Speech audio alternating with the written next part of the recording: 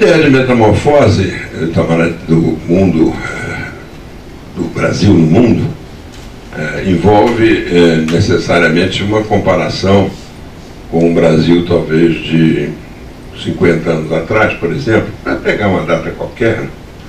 Há 50 anos atrás, o Brasil exportava pouco mais de $1 bilhão, dos quais 90 e poucos % eram de café, e nem sequer exportava o café era comprado pelos torrefadores alemães, americanos, franceses, em Santos, ou em São Paulo, e não vendido pelos brasileiros na Europa ou nos mercados internacionais.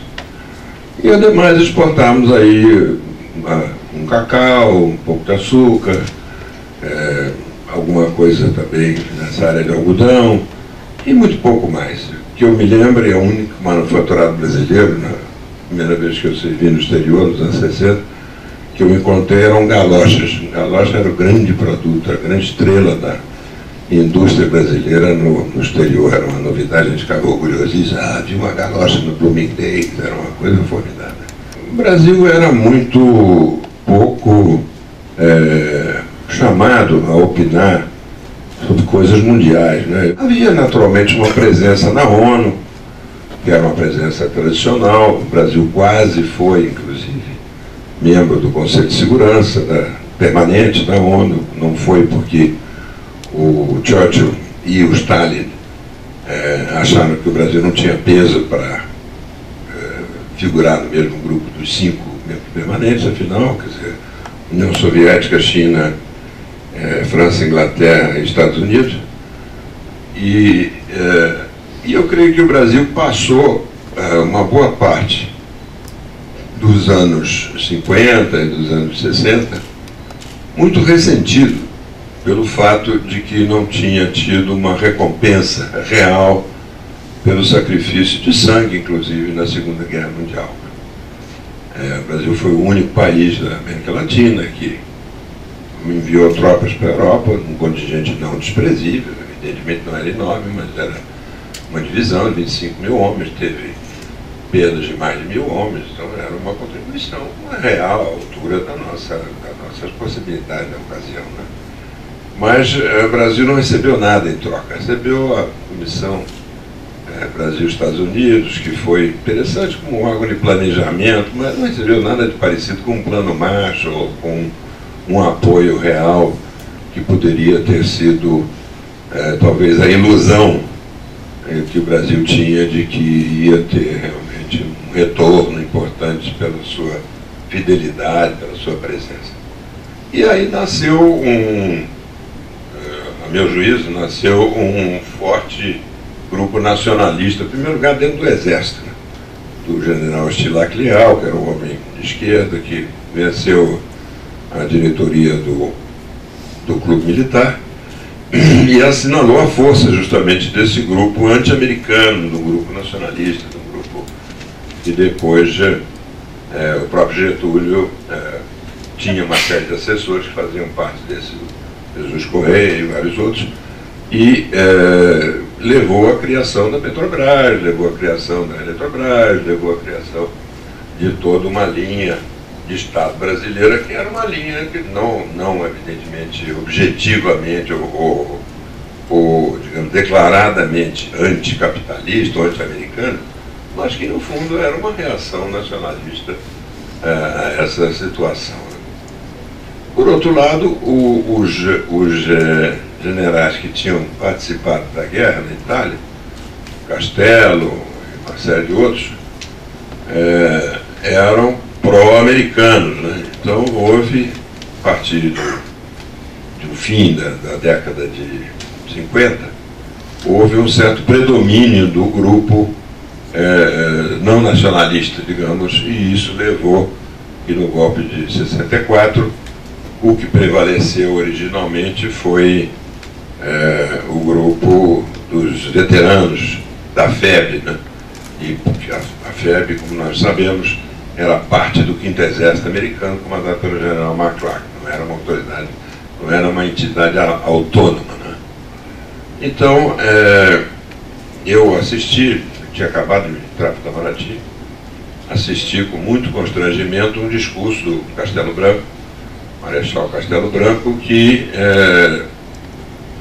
significava um completo alinhamento do Brasil aos Estados Unidos, coisa que não é nem sequer, eu acho que razoável, porque antes de não é que eu preconize uma linha fervorosamente nacionalista, né, nem anti-imperialista, muito menos, mas é que o Brasil é grande demais para ser alinhado com quem quer que seja. Quer dizer, um alinhamento completo, só um país pequeno da América Central, uma ilha do Caribe, é que pode realmente se permitir isso. O Brasil não faz sentido o Brasil ser um alinhado completo. O grande instrumento disso era o Roberto Campos, né?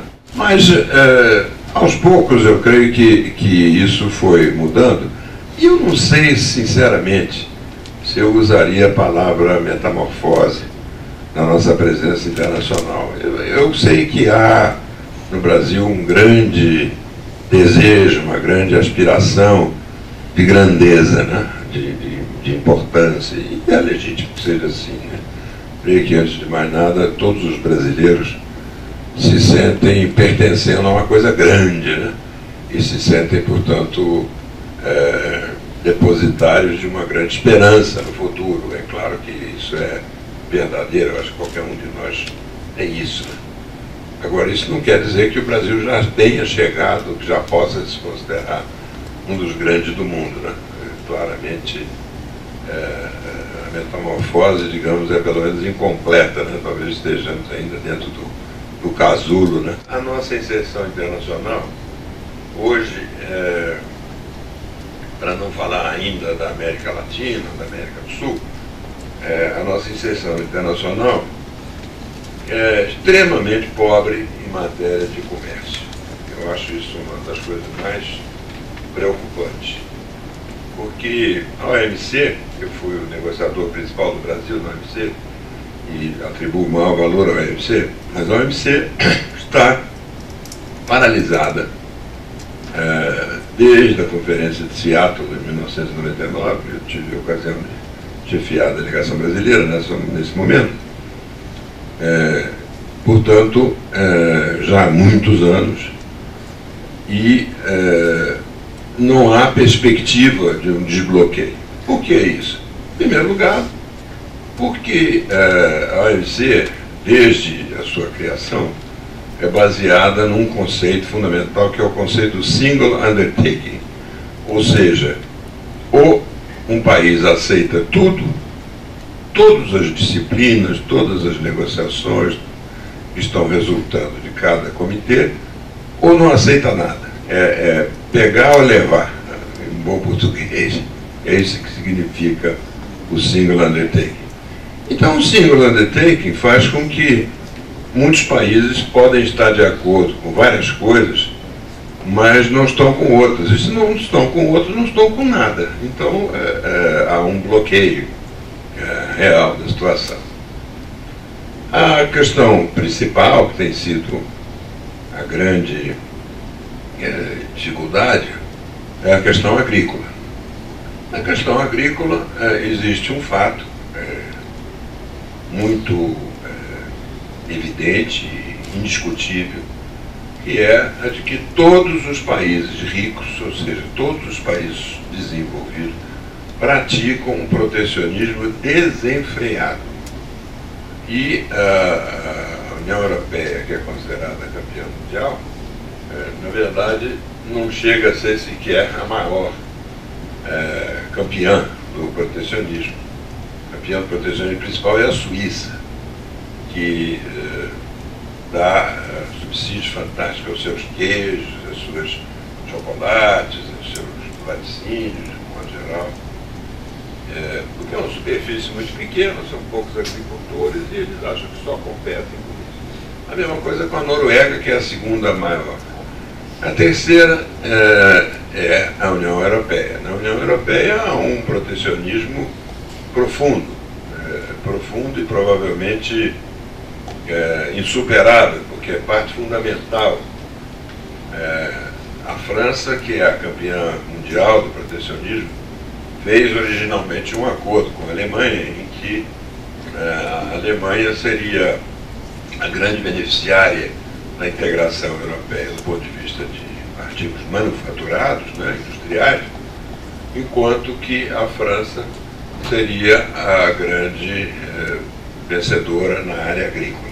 A França é uma nação agrícola, a vida inteira foi uma nação agrícola, essa é o país onde há mais residências secundárias, né, onde as pessoas, eu estudei na França, no colégio na França, todos os meninos tinham a sua família uma casa de campo, e eles iam passar lá 3 meses por ano. Quer dizer, isso é uma coisa cultural muito profunda para eles, né? No Brasil, certamente não existe nada de parecido, nem sequer nos Estados Unidos, né? Mas na França é uma coisa muito profunda. Então, o líder político francês que se mostrar frouxo em matéria de protecionismo agrícola é imediatamente varrido do cenário político para sempre. Não é uma proposta possível, é uma situação impensável.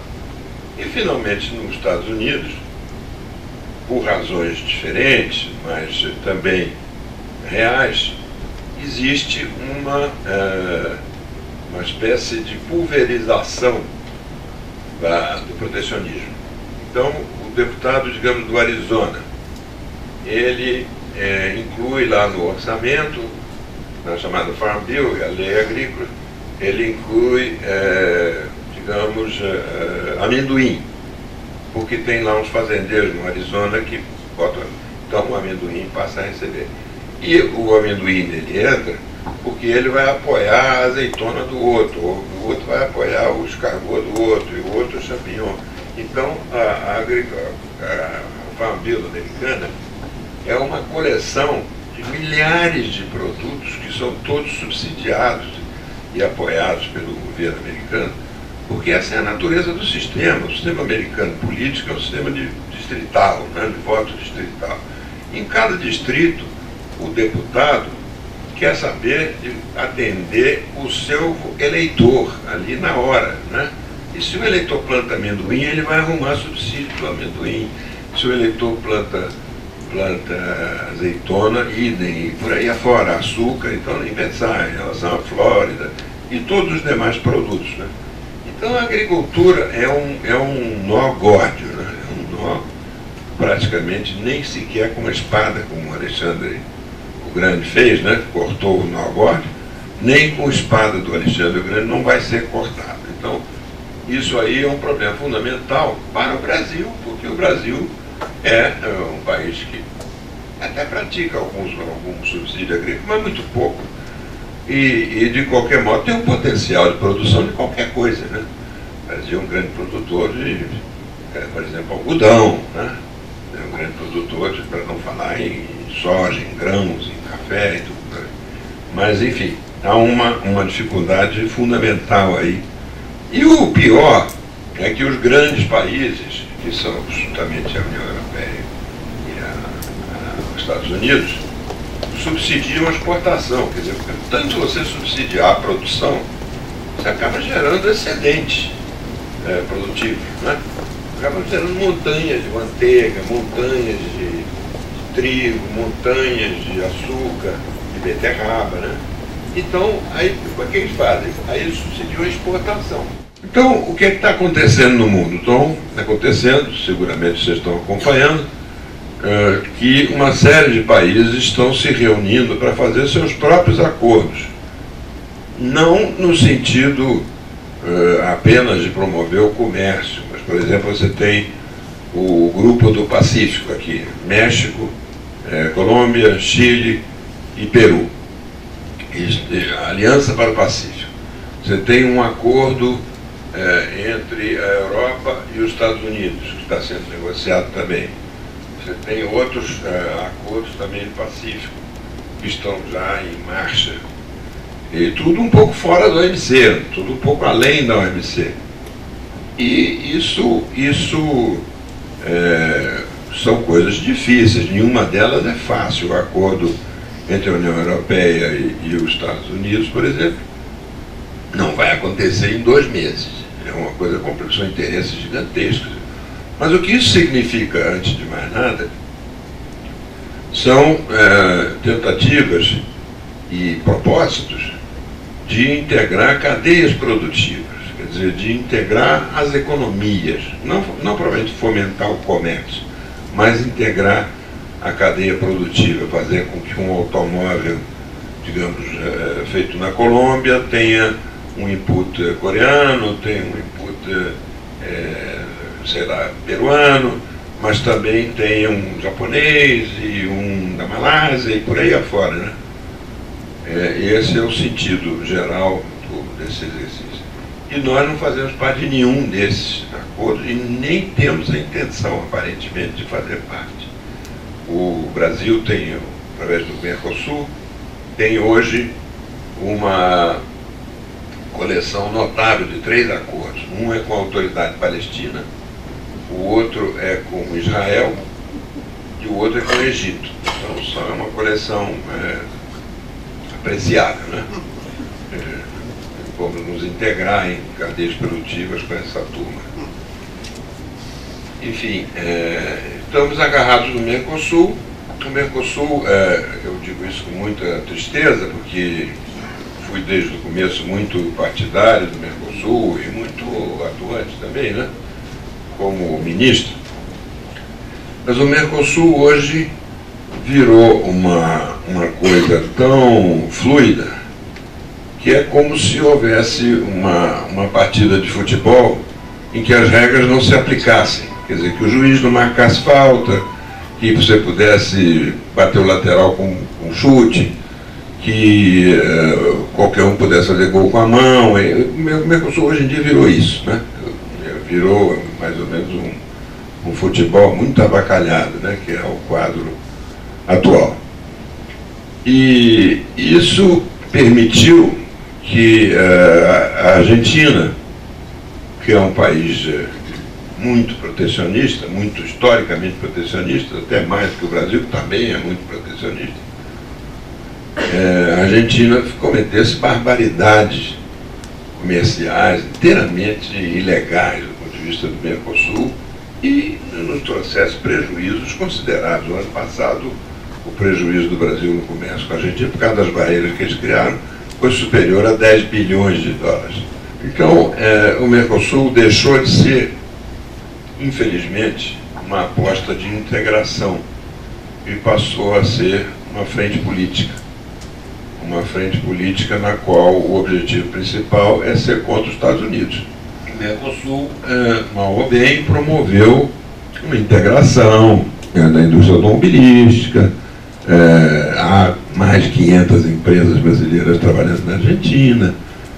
Muitas delas, no momento, estão saindo, porque a Argentina está virando um governo desvairado, né, em termos de excessos kirchnerianos, né?